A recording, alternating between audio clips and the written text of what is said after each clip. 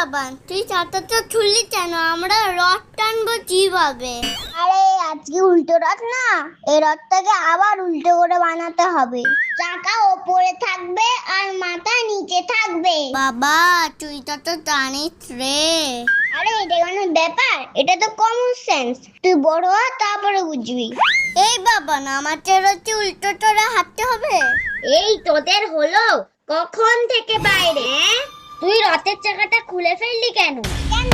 তুই তো বললি আজকে উল্টো রথ, তাই তো চাকাটা উল্টো দিকে লাগাচ্ছিলাম। তোর কোনো কমন সেন্স নেই? চাকাটা মাথায় লাগালে আমরা রথ টানবো কিভাবে? তাহলে তুই কেন বললি আজকে উল্টো রথ? আরে বাবা, উল্টো রথের দিন জগন্নাথ ঠাকুর মাসির বাড়ি থেকে নিজের বাড়ি ফিরে আসে। তাহলে বললেই হয় ঠাকুরের বাড়ি যাওয়ার রথ। শুধু উল্টো রথ করে যাচ্ছিস। আরে তোরা চুপ কর তো, চল।